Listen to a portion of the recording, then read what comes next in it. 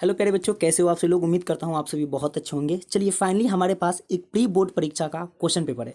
अब आप लोग सोच रहे होंगे सर ये कौन सा बोर्ड का पेपर है, तो मैं आपको बता दूं ये एमपी बोर्ड का पेपर है। और आप लोग को हमेशा डाउट रहता है कि सर क्या आप जो पढ़ा रहे हो वो सभी बोर्ड के लिए है या नहीं। बिल्कुल बेटा, अभी आप जो जो क्वेश्चन को देखोगे आपको पता चल जाएगा कि क्या सभी बोर्ड हमारे पढ़ाए हुए इकोनॉमिक्स को पढ़ सकते हैं या नहीं, या भी आपको जवाब मिल जाएगा। तो जल्दी से एक बार इस वीडियो को शेयर कर दो आप सभी, है ना, और दोस्तों के पास भेज दो ताकि जो भी इकोनॉमिक्स पढ़ते हैं उनको पता चल जाए भैया सर जो पढ़ाएंगे वो बिल्कुल आएगा पेपर में। चलिए तो मैं आपको दिखाता हूँ, ये प्री बोर्ड परीक्षा का पेपर है। एक बच्चे ने मेरे पास सेंड किया था और यह एमपी बोर्ड का पेपर है। तो आइए मैं दिखाता हूँ आप लोगों को कि सारे क्वेश्चन आपके मिले हुए हैं। देखिए यहाँ पे पहला प्रश्न जो आपका है ऑब्जेक्टिव का है ना, कि कुल उपयोगिता में वह परिवर्तन जो एक वस्तु की एक अतिरिक्त इकाई के उपयोग से होता है क्या कहलाता है। चलिए बताइए जल्दी से कि कुल उपयोगिता में एक परिवर्तन होगा। और बेटा मैंने आपको एक चीज़ बताया था, देखो अभी बहुत से आपको टर्म्स मिलेंगे और बहुत अच्छी जानकारी मिलेंगे। जहाँ पे एक अतिरिक्त इकाई आएगा, बोलो मैंने क्या बताया था, तो एक अतिरिक्त इकाई के लिए प्यारे बच्चों मैंने आपको बताया था क्या, सीमांत उपयोगिता। क्या बताया था, सीमांत उपयोगिता। आप लोगों को याद होगा कि सर मैंने बताया था कि जब हम एक अतिरिक्त इकाई का उपयोग करते हैं तो हमारे कुल उपयोगिता में, कुल उत्पादन में, है ना, इन सब में परिवर्तन होता है। तो इसे कहते हैं इसे कहते हैं सीमांत उपयोगिता। ठीक है, अब आगे बढ़ते हैं और अगला प्रश्न आप लोग देखिएगा। चलिए यहाँ पे मैं आपको दिखाता हूँ अगला प्रश्न। देखो, एक कारखाने में 5 मजदूर द्वारा कुल 100 इकाई वस्तु का उत्पादन किया जाता है।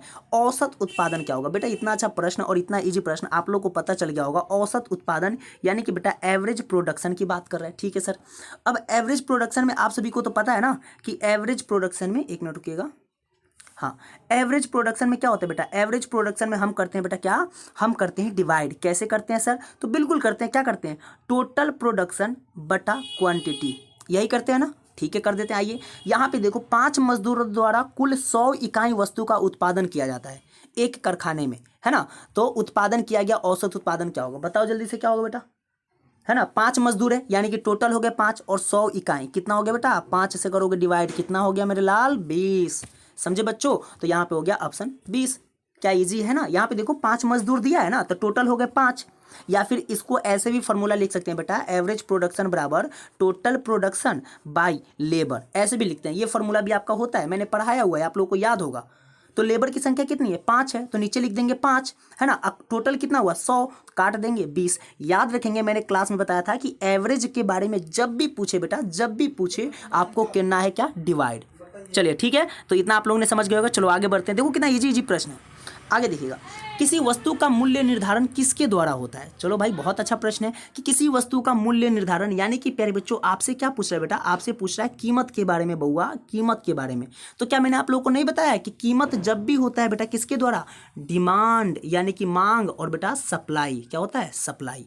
पता है ना, मैंने आप लोगों को बता रखा था कि डिमांड और सप्लाई के आधार पे क्या होता है बेटा, डिमांड और सप्लाई के आधार पे ही किसी वस्तु की कीमत तय होती है। तो यहाँ पे क्या हो जाएगा, यहाँ पे हो जाएगा ऑप्शन सी, मांग तथा पूर्ति दोनों के द्वारा, है ना बेटा।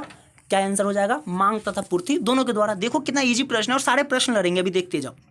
अगला है, किसी देश के एक वर्ष में, एक वर्ष की बात कर रहा है, ठीक है। जीडीपी कितना है बेटा, जीडीपी हमारा हो गया कितना बताओ, 8 लाख बोल रहा है ना, 3 दो 5, हाँ 8 लाख करोड़ है। ठीक है, इस वर्ष मूल्यह्रास 60,000 करोड़ है, तो देश का एनडीपी क्या होगा। बहुत अच्छा प्रश्न है, एनडीपी। क्या आप लोग को पता है एनडीपी के बारे में या नहीं पता है, ये बताओ। और यहाँ पे बहुत बच्चे ऐसे हैं ना जो गलत करके आए होंगे, पर ये जिसका भी पेपर है बेटा वो मेरा स्टूडेंट है और शानदार स्टूडेंट है, ये इस बात से मुझे पता चल रहा है। देखो जीडीपी क्या है बेटा, हमारे पास जो जीडीपी है वो हमारा कितना है, 8 लाख है। ठीक है, 1 2 3 4 5, ठीक है। और मूल्यह्रास कितना है बेटा, हमारे पास जो मूल्यह्रास है वो कितना है, 60,000। कितना है, 60,000। ठीक है, अब जरा वेट करिएगा। पूछ रहा है एनडीपी, क्या पूछ रहा है, एनडीपी। बेटा आप लोग याद करो, माइक्रो इकोनॉमिक्स का चैप्टर 2 यानी कि राष्ट्रीय आय वाला चैप्टर, और उसमें मैंने आपको एक एक चीज अच्छे से बताया था कि अगर एक नंबर पे एन आएगा तो उसे हम बोलते हैं नेट, और दूसरे नंबर पे अगर बोलेगा तो क्या बोलेंगे, उसे हम बोलेंगे नेशनल। तो बेटा यहाँ पे पूछ रहा है नेट डोमेस्टिक प्रोडक्ट, क्या पूछ रहा है, एनडीपी में नेट डोमेस्टिक प्रोडक्ट। अब जरा एक चीज बताओ, जब नेट का मतलब क्या होता है बेटा, नेट का मतलब होता है शुद्ध। नेट का मतलब क्या होता है, शुद्ध। और शुद्ध हमें तभी मिलता है जब हम क्या करते हैं, माइनस करते हैं। जब हम क्या करते हैं, माइनस करते हैं। तो बस अब आप लोग निकाल दो एनडीपी, कैसे निकलेगा बताओ। और एनडीपी को फैक्टर कॉस्ट पे मापने पर बेटा क्या होता है, राष्ट्रीय आय होता है। और राष्ट्रीय आय में मूल्यह्रास को शामिल नहीं करते हैं, लेकिन ये जो भी लड़का है पढ़ा तो मेरे से है, बट बेटा गलत कर रखा है, ठीक है। इसलिए मैं शुरू से बोला हूँ, थोड़ा सा दिमाग नहीं लगाओगे नहीं बनेगा क्वेश्चन।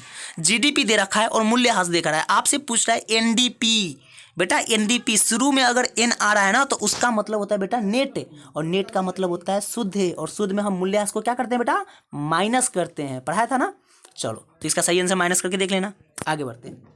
अगला देखो, अगला प्रश्न है विनियोग गुणक का मूल्य निम्न में से किस पर निर्भर करता है। चलो भैया विनियोग गुणक है ना, तो आपको मैंने एक चीज बताया होगा कि विनियोग गुणक का मूल्य है ना, आपको मैंने के का फॉर्मूला बताया होगा। के इजकल टू बेटा होता है 1/1 माइनस एमपीसी। क्या होता है, 1/1 माइनस एमपीसी होता है, या फिर के इजकल टू होता है बेटा 1/एमपीएस। क्या होता है, एमपीएस, ये फॉर्मूला होता है। याद रखना फॉर्मूला मैंने बताया था, आप लोग भूलोगे नहीं। तो ये जो फॉर्मूला है बेटा, इसको मैंने बताया था विनियोग गुणक का मूल्य निम्न में से किस पर निर्भर करता है। बहुत शानदार प्रश्न है बेटा, किस पर निर्भर करेगा, सीमांत उपभोग प्रवृत्ति, ऑप्शन सी। इन्होंने बी लगा रखा है, पूंजी की सीमांत उत्पादकता, है ना। बताओ एक, है ना, इसको देखो, देखो कहाँ, एक मिनट। तो यहाँ पे क्या है बेटा, यहाँ पे देखो विनियोग गुणक पूछ रहा है, तो आप लोग को एक बात याद रखना बेटा, वो क्या याद रखोगे पता है, मैंने जो फॉर्मूला बताया बेटा इसी में आंसर बनेगा 1/1 माइनस एमपीसी, ठीक है, या फिर के इजकल टू 1/एमपीएस। अब देखो जहाँ पे गुणक का बात करेगा बेटा, याद रखना या तो एमपीसी पे जाना है या तो एमपीएस पे जाना है ना। यहाँ पे आ जाएगा हमारा एमपीएस। तो यहाँ पे देखो MPC marginal propensity to consume और मार्जिनल प्रोपेंसिटी टू सेविंग। तो बेटा एमपीसी यहाँ पे दिया है मार्जिनल प्रोपेंसिटी टू कंज्यूम, यानी कि सीमांत उपभोग प्रवृत्ति, ऑप्शन सी। कैसे गलत करके आया रे गधा, कैसे गलत करके आया, तो मुझे ये नहीं समझ में आ रहा है। बताओ, पूंजी की सीमांत उत्पादकता मारा है मैंने, कभी भी गुणक में सीमांत का जिक्र नहीं किया है। मैंने आपको बताया था या तो एमपीसी या तो एमपीएस, तो यहाँ पे सीमांत उपभोग प्रवृत्ति दिया है, ऑप्शन सी सही होगा बेटा। ठीक है, ऐसे ऐसे क्वेश्चन गलत करोगे भाई एग्जाम का क्या होगा बताओ, इतना इजी प्रश्न है। अगला देखो, भारत का केंद्रीय बैंक निम्न में से कौन सा है। भैया ये अगर नहीं बनेगा ना तो तुम जाके अपने चुल्लू भर पानी में डूब जाओ, और डूब के फिर निकल जाना है, मरना नहीं है, क्योंकि भाई एक बच्चा कम हो जाएगा मेरा। तो भारत का केंद्रीय बैंक बेटा क्या है, आरबीआई। ये क्या है, आरबीआई। और इसके अलावा सभी बैंक क्या है, इसके अलावा सभी बैंक हमारे क्या है, जनता का बैंक है, यानी कि जिसे हम व्यापारिक बैंक, व्यवसायिक बैंक, वाणिज्यिक बैंक, ये सारे कहते हैं। तो यहाँ पे ऑप्शन ए जो है बिल्कुल सही जवाब हो जाएगा। देख लो तो क्या इसमें 6 में 6 मैंने पढ़ाया है कि नहीं, आप लोग कॉमेंट में जरूर बताना। 6 में 6 मैंने पढ़ा रखा है, याद रखना बेटा 6 में 6 पढ़ा रखा है, ठीक है। आगे देखो, आगे मैं आपको दिखाता हूँ सारे प्रश्न के बारे में, देखना। चलो तो बेटा अब यहाँ पे मैं दिखाता हूँ आप लोगों को सब्जेक्टिव। अब जरा मुझे बताओ सब्जेक्टिव, देखो इतना इजी प्रश्न है ना कि आप लोग अगर देखोगे तो कहोगे सर आपने जो पढ़ा दिया है बिल्कुल वही है।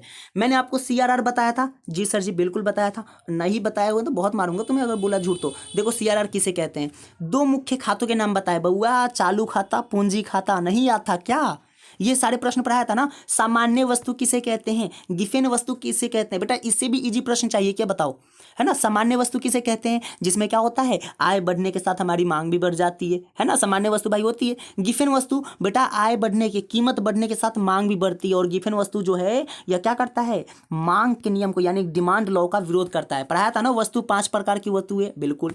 अब यहाँ पे देखो बहुत अच्छा प्रश्न है, 7 नंबर देखो, हासमान सीमांत उत्पादन का नियम या पैमाने का प्रतिफल का नियम, दोनों नियम मैंने पढ़ा रखा है कि नहीं बेटा। एक होता है क्या, परिवर्तनशील अनुपात का नियम, इसी को कहते हैं, यानी कि हासमान सीमांत उत्पाद का जो नियम कह रहा है, और दूसरा क्या है, पैमाने का प्रतिफल, और दोनों नियम मैंने पढ़ा रखा है, जाके क्लास में देख लो, एक भी क्वेश्चन नहीं छूटेगा। अगला देखो प्रश्न 8, कुल संप्राप्ति किसे कहते हैं, इसका सूत्र लिखो। हाय भगवान, क्या पूछ रहा पता है, टोटल रेवेन्यू, और टोटल रेवेन्यू का फॉर्मूला क्या होता है, अरे बउआ P × Q। हमारे बच्चों से पूछोगे तुम सब, बताओ P × Q यानी कि प्राइस मल्टीप्लाई क्वांटिटी, ये होता है टोटल रेवेन्यू, कुल संप्राप्ति। यानी कि प्यारे बच्चों किसी उपभोक्ता द्वारा, किसी उत्पादक द्वारा बाजार में बेची गई वस्तु के दौरान जितनी मुद्रा प्राप्त होती है, जितनी आय प्राप्त होती है, कुल आय को कुल संप्राप्ति कहते हैं। और लो भैया उसी के नीचे क्या पूछ रहा है, उसी के नीचे पूछ रहा है सीमांत संप्राप्ति, हाँ मार्जिनल रेवेन्यू बेटा, मार्जिनल रेवेन्यू। और मार्जिनल रेवेन्यू क्या होता है, एक अतिरिक्त इकाई के कारण होता है, ठीक है। तो भैया मार्जिनल जहां पे आएगा वहां पे परिवर्तन का चिन्ह लग जाएगा, डेल। आ रही बात समझ में, डेल लगेगा ना परिवर्तन का चिन्ह, क्या लगेगा, मार्जिनल जहां पे आता है बेटा वहां पे लगेगा परिवर्तन का चिन्ह डेल। अब किस में परिवर्तन होगा, टोटल रेवेन्यू में बेटा, टोटल क्वांटिटी। हे भगवान इतना इजी प्रश्न है, और कहते हो सर नहीं बन रहा, हार्ड प्रश्न है। बताओ जरा ये प्रश्न हार्ड है। आगे देखो, अभी आगे आगे क्या होता है, हम सब कहते हैं 9 नंबर प्रश्न देखो, 8 भी बन गया, और देखो एक क्वेश्चन नहीं दोनों क्वेश्चन बना रहा हूं, है ना, दोनों के दोनों बन रहे हैं, यानी कि अथवा में जो दिया है वो भी बन रहा है, तो आप कोई भी बना सकते हो भैया, नंबर नहीं छूटेगा। हम कब कहते हैं कि बाजार में किसी वस्तु के लिए अधिपूर्ति है, अरे बाप रे, जब हमारा मांग कम होता है और पूर्ति ज्यादा होता है तो हम कहते हैं कि भैया हमारा अधिपूर्ति है। अथवा में क्वेश्चन क्या कर रहा है देखो ज्यादा, उसी को घुमा दिया है कि किसी वस्तु के लिए अधिमांग है। बताओ भैया कब होगा मांग, जब हमारा मांग ज्यादा हो जाता है तो हम उसे अधिमांग कहते हैं।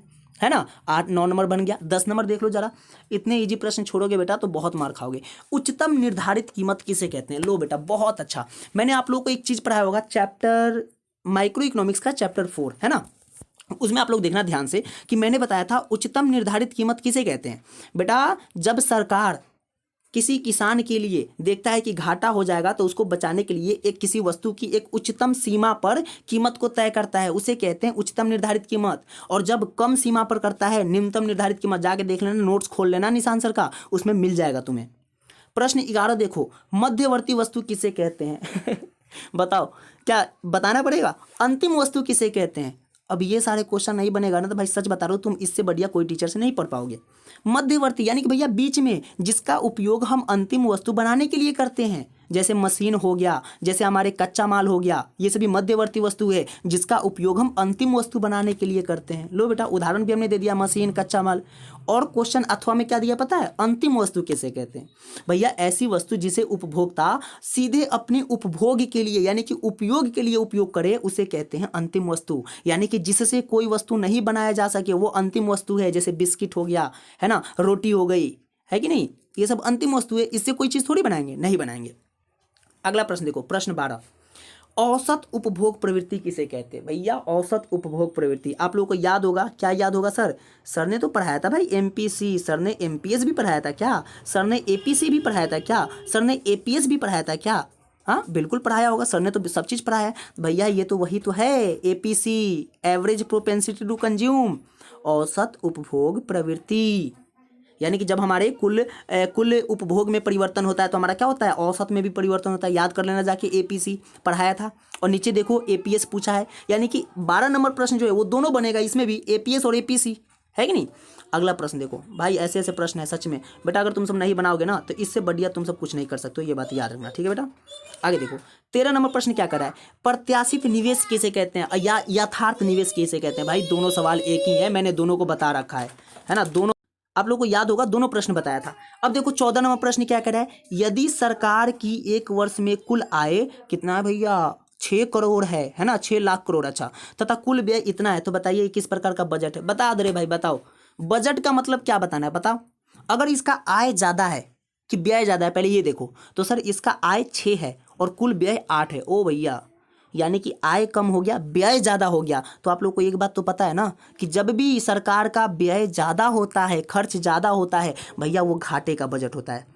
क्या ऐसे नहीं पढ़ाया था? बताओ, इतना इजी करके मैंने पढ़ाया था, इतना इजी पढ़ाया था कि जब हमारा व्यय क्या हो बेटा? जब हमारा व्यय ज़्यादा हो, जब हमारा व्यय क्या हो? ज़्यादा हो, तो हम क्या कहेंगे? घाटे का बजट कहेंगे। और यहाँ पे आपको साफ दिख रहा है कि क्या है? घाटे का बजट है। तो लो 14 नंबर भी बन जाएगा, अथवा वाला भी क्वेश्चन बन जाएगा। अब देखो 15 नंबर प्रश्न, राजस्व व्यय तथा पूंजीगत व्यय में अंतर स्पष्ट करें। बताओ बेटा, अब ये कोई बताने वाला क्वेश्चन है, बताओ। तो बेटा आप देख सकते हो कि ये मध्य प्रदेश एमपी बोर्ड का है। मैं सच बताऊं, अगर एमपी बोर्ड वाले का पेपर ऐसा आ रहा है और वो 100 में अगर 95 98 नंबर इकोनॉमिक्स में बेटा 95 या 98 नंबर नहीं लेके आ रहे हो, तो बेटा तुम जिंदगी में कभी इतना नंबर नहीं ला पाओगे। ये मैं बोल रहा हूँ कि ऐसे प्रश्न बेटा तुम्हारे, पता है क्या बोल रहा है? एक होता है ना कि एक घर जाते हैं तो खाना बना के खाना पड़ता है, एक होता है कि थाली में परोसा हुआ मिल जाता है। तुम्हें परोसा हुआ मिल रहा है, बस तुम्हें खाना है, और उसके बाद अगर नहीं बनाओगे भैया तब तो क्या है, मैं क्या बोलूँ तुम्हें। तो बेटा देख लो, इतने इजी प्रश्न पे अगर नहीं बनाओगे ना, सच बता रहा हूँ, आप कभी भी कोई प्रश्न नहीं बना पाओगे, याद रखना। तो बहुत इजी प्रश्न है बेटा, बहुत इजी प्रश्न है, मेरी बात मानो आप लोग, बहुत इजी प्रश्न है कि नहीं। चलो आगे देखते हैं, ठीक है, आगे देखिएगा। अब यहाँ पे जो प्रश्न है बेटा 16 नंबर देखो, किन वस्तुओं का उत्पादन किया जाए? हो किन वस्तु का उत्पादन किया जाए कि अर्थव्यवस्था की केंद्रीय समस्या को समझाइए। क्या आप लोग को नहीं पता है कि अर्थव्यवस्था की केंद्रीय समस्या 3 होती है? क्या उत्पादन करे, कैसे करे और किसके लिए करे। तो भैया क्या उत्पादन करे, इसकी समस्या किसके द्वारा करेंगे? अरे भैया बाजार में कीमत के द्वारा करेंगे, है कि नहीं। बाजार में देखेंगे कि किस वस्तु का कीमत ज़्यादा है, और जिस वस्तु का कीमत ज़्यादा होगा बेटा उसका उत्पादन करेंगे, ये भी समझाया था। वस्तुओं का उत्पादन कैसे किया जाए? अरे बउआ हम देखेंगे कि भाई हमारी अर्थव्यवस्था कैसी है, पूंजी प्रधान है कि श्रम प्रधान है। अगर पूंजी प्रधान है तो पैसे से करेंगे, और श्रम प्रधान है तो मेहनत से करेंगे। बताया था कि नहीं। लो 16 नंबर भी बन गया। 17 नंबर मांग का नियम बेटा मैं नहीं बताऊंगा, बिल्कुल नहीं बताऊंगा, चित्र की सहायता से। ओ भगवान, ले बेटा ये चित्र बन गया, ये हो गया मांग का नियम। ये मूल बिंदु, ये वाई अक्ष और ये एक्स अक्ष, ये हमारा मांग ढलते हुए नीचे की तरफ। बाप रे, ऐसा ऐसा क्वेश्चन है क्या ही बताऊं मैं। इतना हेवी भी प्रश्न आ गया क्या? ओहो। राष्ट्रीय आय की मापन की आय विधि को 3 बिंदुओं में समझाइए। ओहो, ऐसा ऐसा प्रश्न है क्या? कितना इजी प्रश्न है, तुम सोचो जरा। भारतीय रिजर्व बैंक को अंतिम ऋणदाता क्यों कहा जाता है? नहीं कहते हैं भाई, हमें नहीं पता है, क्योंकि हमें ऋण देता है इसलिए हम नहीं कहते हैं।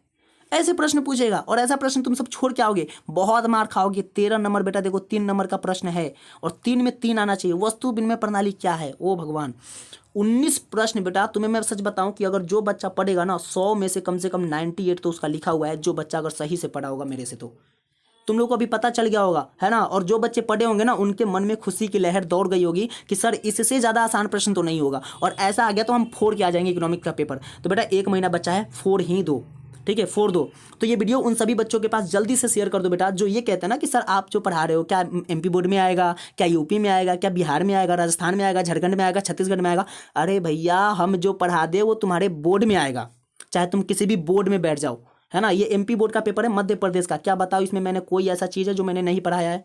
ऐसा कोई भी चीज़ नहीं है। तो बेटा आप जाओ और लग जाओ, ठीक है। और ये दिमाग से निकाल दो कि मैं पढ़ाऊंगा नहीं आए, जो पढ़ाऊंगा जो बोलूंगा ना वो डायरेक्ट पेपर में आएगा, ये मैं बोल रहा हूँ, ठीक है। तो जल्दी से इस चैनल को सब्सक्राइब कर लो, अपने दोस्तों के पास भेज दो, सभी जगह इसको शेयर कर दो, ठीक है। उम्मीद करता हूँ आपको ये समझ में आया होगा बहुत अच्छे से, और आपकी डर भी खत्म हो गई होगी। मिलते हैं आप सभी से अगले वीडियो में, तब तक करो कुछ ऐसा कि दुनिया करना चाहे आपके जैसा। Have a nice day, God bless you, wonderful time. जय हिंद, जय भारत।